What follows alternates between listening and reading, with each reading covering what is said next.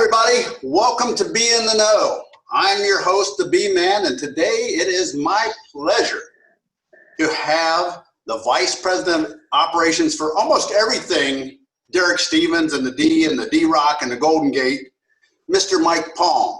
Mike is a master about everything. He's a sports betting expert, a broadcaster, a little bit of a comedian, actually a very good comedian a few times I've seen him. I think the thing he's most proud of is being a father. Mike, welcome to Be in the Know. Well, you know, we have Benny the Blade, Benny the Whip Webster, and now Benny the B-Man Mancino, who might be the most famous of them all. It's been too long, Benny. Thanks for having me on. Yeah, me and Mike, we go back a ways. I was, if you don't know it, I was actually worked at the D and Golden Gate for a few years. Back around, I think my last tenure was around 14, and then I moved out east here. But me and Mike really had a nice friendship there, and I loved my time at the down on Fremont Street. It's such a very, very special place. And before we get into all of the operation, the D and the Golden Gate and Fremont Street, Mike, Vegas is, things are crazy right now. Things are crazy all over the world, but give us your take. What's going on in Vegas right now? It's interesting times in which we live, Benny. Obviously, the industry here in Las Vegas and the state as a whole is trying to operate responsibly in the wake of the coronavirus. On the 17th, on St. Patrick's Day, the governor issued the stay-at-home order and closed all the businesses that were non-essential. It's just grocery stores and hospitals that were open, right? There wasn't much of anything. And then we announced the reopening plan in the different phases. And finally, on June 4th, we reopened. And people came back, and, we'll talk about Derek Stevens and what he's done and the big effort he made to get people back to Las Vegas. But, we had gone through a period of almost a month of declining cases of the corona. And so at the reopening, it's been a little touch and go. The cases are on the rise again, as everybody knows, not just here in other parts of the country, but when we were having 30 to 60 cases a day on the downturn, we're back up in the 500 plus. Now the deaths, different story, right? The deaths have not been, because what's happening is you're getting a lot of 20 and 30-year-olds that are positive, a lot of them asymptomatic. But so that's a concern. So the governor adopted 2 weeks ago that anyone playing table games must be wearing a face mask. It was always said that all the team members would wear a face mask, and then he adopted last week that just in general, everyone must wear a face covering. So, I think properties have been very compliant, not just at the D and Golden Gate, but I've gone around observing. It's an effort. People aren't comfortable. It's a new normal. They don't want to put them on. They keep pulling them down. They forget. It's understandable, but we're all in it together. The bottom line is to keep the economy going and not have as many deaths as possible. So, it's a day-by-day thing, and there's agents from every agency in the world. The Gaming Control Board is there, OSHA is there, the governor has people there. They're constantly monitoring, and in some cases handing out warnings if they see stuff that's not right. People are congregating in an area. People don't have their face masks on. Most places have those dots on the floor. Where do you stand? This is 6 feet apart. So it's a strange new world. It just takes a little getting used to. I think as a whole, the industry, especially here in Las Vegas, is doing a good job with it. And, the learning curve is steep at the beginning, but it's what we have to do now. So, we're out there. We're on social. We're talking to all our customers. There's signage everywhere. Hey, mask up. That's our motto, mask up. I find it very ironic, when you talk about OSHA. When I was there, we were always on the trying to keep OSHA off our back for the music being so loud. But now it's turned to a whole different perspective. And I think it would have been a lot easier on the casinos if the governor would just have mandated masks to begin with. But nobody wanted to be that guy that told you couldn't have a good time and you had to wear a mask. So that kind of hampered the getting the protection to begin with. Let's talk about a couple of the places that you oversee now, and we'll get to Circa later because that's the big news of the day. But you oversee some two very exciting and innovative properties, and your owner, we'll talk about him later. He's one of the most innovative and charismatic guys in the industry. But you got the D, which has the longest bar in the state of Nevada right now, unless somebody's built one longer. I think it's like 73 feet. And the Golden Gate, the oldest hotel in Nevada history. So tell me a little bit about the operations of the D and the Golden Gate.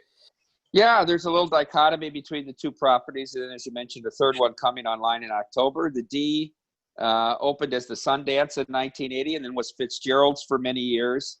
The Golden Gate, 114 years old. You mentioned that. Derek got involved with Mark Brandenburg there about 12 years ago and bought a half an interest in it, 50% along with his brother Greg. And then eventually Mark sort of retired. He still has a role on the Fremont board, an advisory role. But in 2011, after Mr. Barden, who owned the Fitzgeralds, passed, Derek made an offer on the property and acquired it. And then in 2012, rebranded it to the D, right, which stands for Downtown Detroit Derek. And certainly changed the energy in the place. We have the dancing bartenders outside. We have the dancing dealers on the tables. We have very energetic music. You referenced that as well. And he continues to improve. It took a few years. We went through and remodeled every room. We built that long bar. We built a high limit table games pit there on the first floor. Just in January, we remodeled the second floor. And we took the showroom out. We added a second feature bar, Bar Canada, which has been a huge hit. The Canadians has served Canadians. It's going to be a hockey bar. We're big in the sports game. We are the downtown partner of the Vegas Golden Knights. So the theming is all right there. And it has the Circa Sports D outlet is right there next to it as well. Golden Gate, much different feel. It's the lower ceilings. It's like a speakeasy, I want to say. The girls still dress kind of like flappers, and the floor people wear the fedoras. That hasn't changed, and it has a great late night crowd. They did add an expansion area when he bought those three properties, and he took the La Bayou and knocked it down, and then expanded into a new area where the new sports book is. It sort of modernized it and allowed us to add about 80 slot machines as well. So they have a little bit of different demographic. The same high energy, the same great customer service on both ends of Fremont. So I know Derek had a lot to do with this, but what makes Fremont Street so magical? I mean, if you go to Vegas and you just totally stayed on the Strip and you've never been to Fremont Street, you're doing yourself a disservice, because it's just. I've never had so much entertainment value in all my life as just walking down that street. I should have to pay for it. I really should. So what's that magic? How did they get that way? Let me throw a couple numbers at you, Benny. There's 23 million visitors to Fremont Street annually. It's second only to Times Square in the U.S. in terms of annual visitation. What it is, it's a 3-block party. It's a pedestrian mall that's closed down to traffic that people can walk on, that has within a block of it really 9 casinos, right? And so it's a party. Everybody, and Derek was the first to do it. Hey, let's build an outside bar right on the mall. And he did it at the Golden Gate, and then he did it at the D, and then the Nugget did it, and it continues on. Now the Binions did it with the whiskey liquor. I mean, so it's a party. It's like a pub crawl in a casino atmosphere. And there's now there isn't right now because of COVID, but I mean, live entertainment 7 days a week. They do a summer concert series. They bring big name bands down free. Everything is a free concert.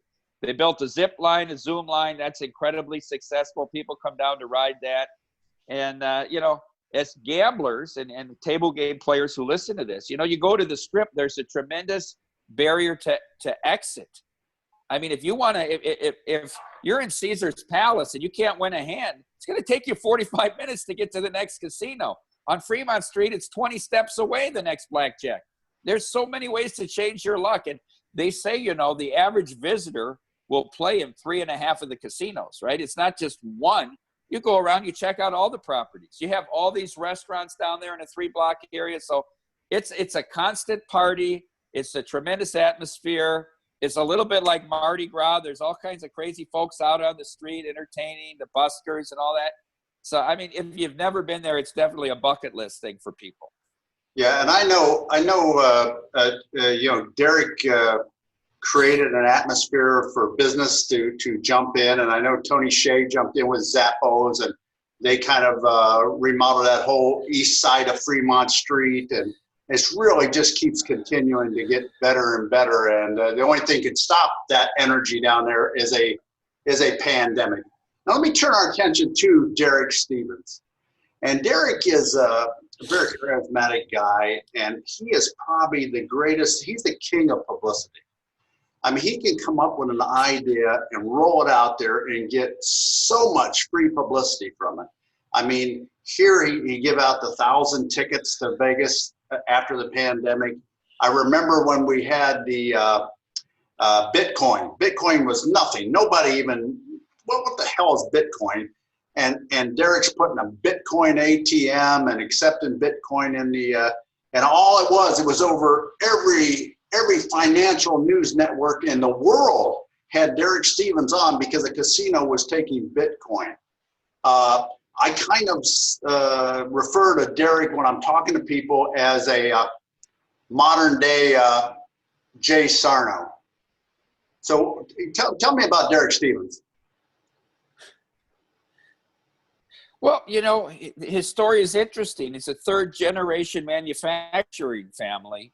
Michigan, they're really in the auto supply parts business. The company's called Cold Heading, and they make all the fasteners, the nuts and bolts that go on the tires for so many of the cars you drive, right? His grandfather on his mother's side started it, and then through his mother and his uncle, and then he became the CEO at age 26 of that company and really built it and really grew and expanded that company. And then in the 2007, 2008, we're going through the recession. He said, you know, I need to diversify. So he's been a gambler since he was 21, you know, flying out to Vegas, betting on football games, playing dice. And so he said, I need to diversify. And he happened to be out here, and I believe it was 2006, and, you know, and he's driving around with a couple buddies of his, and they come downtown and they walk into a couple casinos, and, you know, he's looking at this Golden Gate casino. They're inside of it, and he picks up the house phone, and he's trying to find a secretary or somebody to talk to, and picks up the house phone, and it rings right to the owner, Mark Brandenburg. And he says, geez, I'd like to talk to you about your property. He says, oh, come on up. I'll buzz you in. And they sit down and talk, and end up making a deal to buy 50% of the company. I mean, and it just went from there. It's really, Benny, you know, Beverly Wiltshire, I think her name was when you were there, Mark's secretary, Nasto now, her last day was Friday. And we had a little ceremony for her. 23 years, she retired on Friday. And Derek gave the speech. He said, you know, Beverly, you were off the day that I picked up the house phone, or I might not have got through to Mark. So that was part of the happenstance of how this whole story was. But yeah, and then it just went from there. I mean, the ideas he comes up with, I mean, he is the marketing director. You know that. I mean, he drives all this creativity. We're sitting there in the second week of lockdown, and he looked at us and said, we've got to get people flying. Vegas can't make it unless people feel safe to get back in the air. He says, what if I gave away a bunch of flights? What if I went around and picked cities and said, I'll pay for you to come to Vegas, and I don't even care if you stay at the D or Golden Gate? Well, he launched that idea. In the first 90 minutes, the 1,000 sold out. And then we bought another 1,000 in the afternoon and sold out of that in less time than the first group. It was incredible. And, you know, less than 10% stayed at the D or Golden Gate. They stayed at the Bellagio, and they stayed at the stations, and they stayed at the Paris. And I mean, so it was just for the city. When he created this energy for the city upon reopening and the goodwill, I mean, you couldn't pay. What would be a price to pay to get that kind of, you couldn't put a dollar amount on it. Yeah. He's a genius, Benny. He's a genius. Yeah. When it comes to marketing, he's a genius. I mean, the amount of millions of dollars worth of publicity he got out of the Bitcoin thing was just incredible. And you know what? The funny thing is, I was working at the Hard Rock when Derek bought the the Golden Gate. And he came over and he was playing craps and he says, I just bought a casino. And you know what you think. Yeah, okay. Yeah. And I just bought the moon. Yeah, okay. But he did, right? He bought it. What the hell? What's going on here, Matt? So now, you know, being a visionary, now he's got this vision. And I never forget one Christmas he said, I got a present for all you guys. I got a present for all you guys. You're going to love it. And, you know, I'm thinking, maybe he's bringing us a strap. You know, maybe he's bringing us a strap of hundreds. I don't know. What is this for all us executives? So only 6 of you guys are getting this. And he handed us a wrapped copy of Grandissimo, the story of Jay Charnow. And, you know, Grandissimo was this gigantic hotel vision that Jay had after he built Caesars and he built Circus and never got to build it. But I kind of believe that Derek's Grandissimo is sitting now on the corner of Fremont and Maine, and that's Circa. Circa is the first downtown construction casino in 40 years. I guess the opening date now is set for October 28th, which Derek said would be the 7th game of the World Series by chance if, you know, everything goes to plan. It's opening 3 months sooner than what it was scheduled to open. So Derek likes to gamble. I heard today that he made 4 bets on baseball that will earn him millions if they come in. So Mike, is Circa a gamble? Well, it is from the perspective. It's the first time he's ever borrowed money, Benny. He's never had any debt on any of his companies ever. And he had to take on debt. So, I mean, he got quite a schooling in the world of finance going through this. And so it's a little bit of a different operation, but the confidence level is very high. You mentioned opening early. That's one of the things from the pandemic that probably helped us because all of our neighbors were shut down. So the construction project didn't have the time limitations, right? You could only do construction from 9 a.m. to 7 p.m. Well, that opened wide up with all businesses being closed. And so what we did, obviously with the social distancing restrictions, it was difficult to build in the tower because you can only get 4 people in an elevator.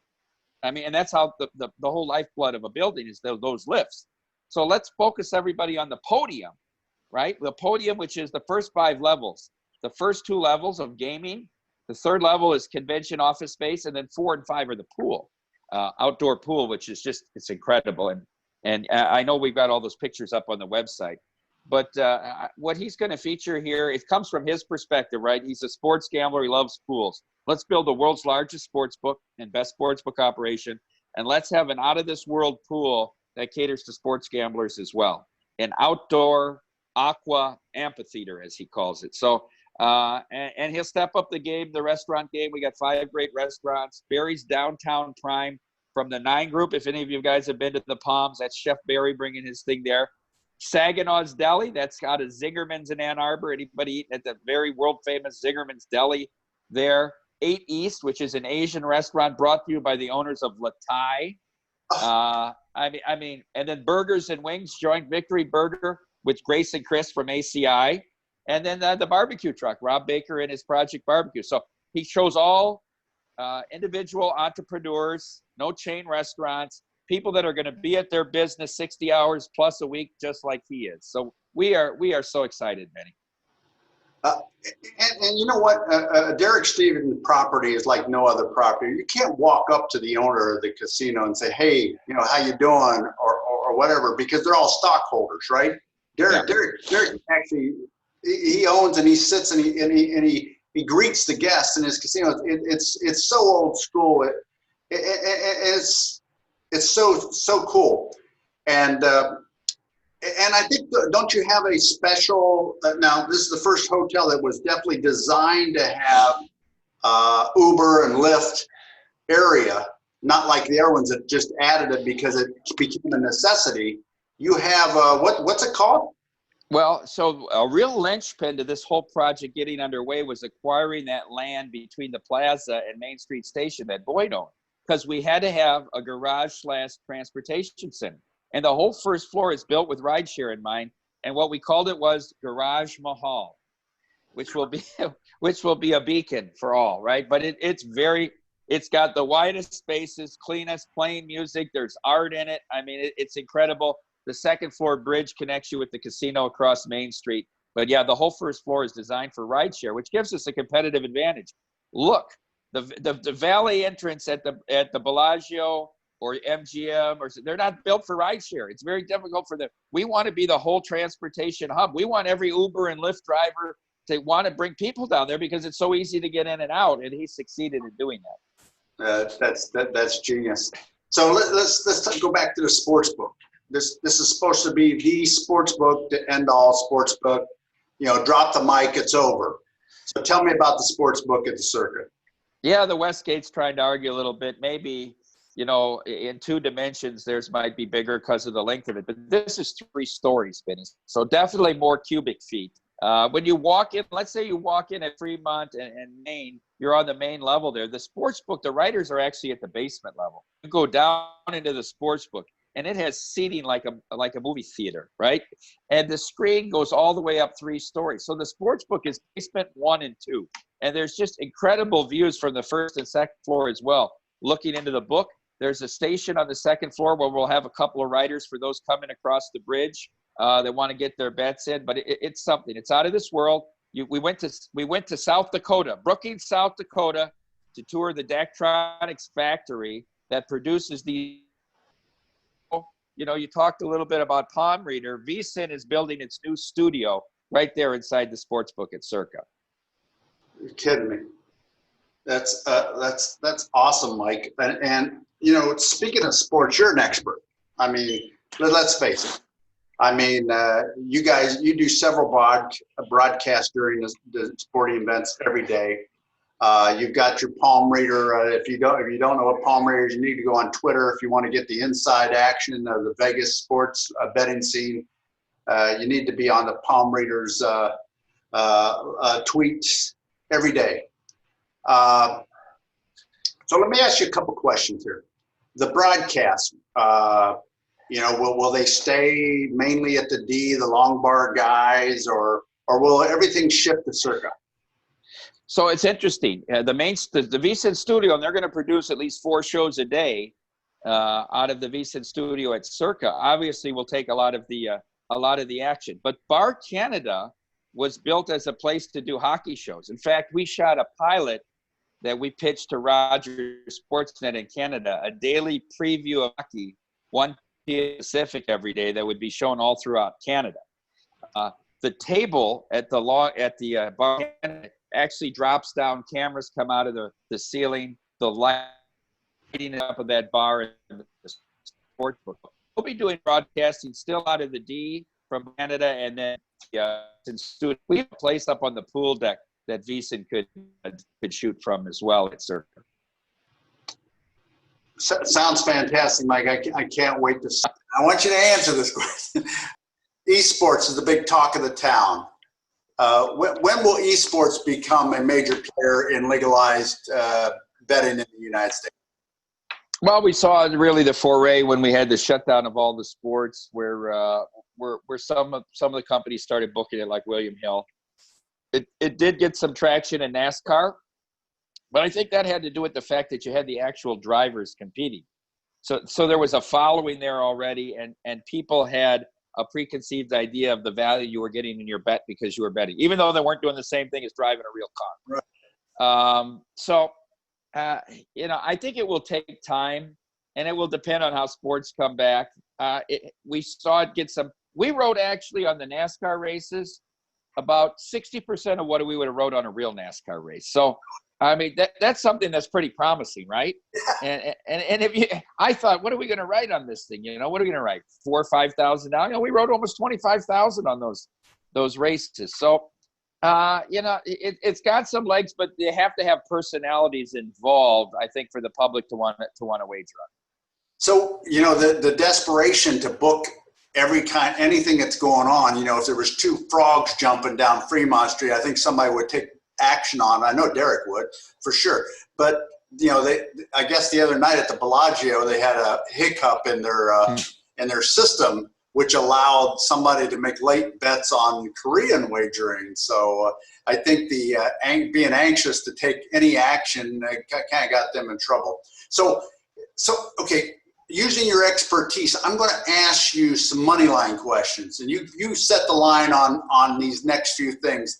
And the first one's near and dear to me is, what's the money line on the Indians winning the World Series? Ooh, well, we can see that in the market. I would probably make them somewhere around 22-24 to 1. Raiders win the Super Bowl. Oh, we'll go 100 to 1 there, Benny. The Raiders play in front of fans. Interesting question.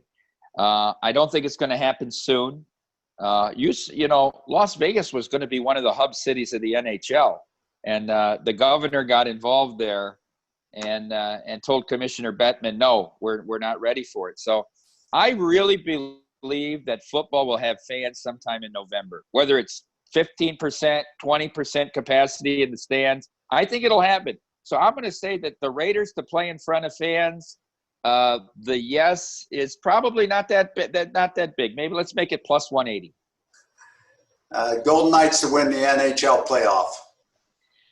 So they're so cheap. It's not a good bet because they make them the cold favorite, even though they're the 3 seed in the West.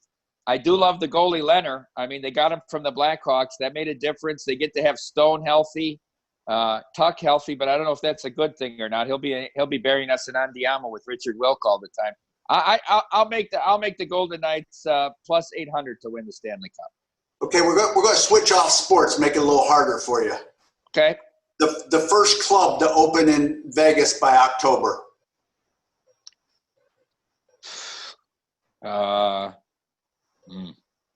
Plus 1,200. Plus 1,200. Trump to win the presidency. Ooh. Well, it's pretty. For the first time, Biden became the favorite last month. But, polls are an interesting thing because people that vote for Trump don't say it in a poll a lot of times. I'll make Trump to win the presidency minus 115. Minus 115. Second shutdown of the U.S. The yes would be plus 140. 140. A coronavirus vaccine by the first quarter of 2021. I'm going to make that minus 150. Minus 150. I love it, Mike. I love it. Some great comebacks on them questions. And I tell you what, it's been a great conversation. Although we had some interruptions connection-wise, excellent interview. And do you have anything that you'd like to add to the folks viewing out there that you didn't already? Such insight about Las Vegas and what you guys got going on downtown. And I'd like to get this virus out of there so we can go back and have some fun at the long bar and the longer bar. Is there going to be a longer bar? Okay. Anyway, Mike, what else you got for the viewers? I'm going to add 2 points in conclusion here, Benny. One, just so everybody understands, the legacy of Benny Mancino is still very much felt. I mean, when you came there, you came there with 2 guys that are key parts of our organization, and their title may not reflect of how important they are or vital, but Paul McConaughey and Joe Wardle, we couldn't do it without them. So your presence is still felt there every day. The other thing is that I want to make a table games comment. Table games is going to become a rich man's sport very soon, and it's because of the minimum wage. I mean, we're going to see a 50% increase in the minimum wage. The days of there being red chips involved in table minimums are going away quickly, Benny. And I don't know if it's going to be electronic table games that's going to replace them, or it's going to be all $25 and $50 tables, but it's not that far around the corner. You're absolutely right, Mike. And then if you spread your wings and you fly out of a jurisdiction like Nevada with a 7% tax rate, if you come onto a state like mine where all gaming, doesn't matter what it is 33%. Now putting that $5 game out there, it's just not profitable. And you hear it all the time. Why don't you guys have $5 games? And when I got to break it down and explain it to a player, they understand pretty quickly why we can't have a $5 game anymore. We can't afford the beer and the toilet paper on the $5 player. With an 8.25 minimum wage. Now, how about when it's $12.50? Absolutely. And with that, Mike, I appreciate you so much stopping by, being in the know. Great conversation. Maybe we can do it again. Hopefully I get out there this fall. If G2E keeps going, it's still on track. The Table Games Conference. Unfortunately, I just interviewed Willie Allison today. We're recording this on Sunday. But his came out today, and he's the founder of the World Game Protection, and unfortunately it was canceled. It was scheduled for October at the Trop, which, do we know if the Trop will ever open again? Who knows, right? Maybe the palm reader knows. Maybe the palm reader. Mike, thanks again. Everybody, Mike Palm. Stay safe and stay positive, everybody. Thanks a lot, Benny. Take care.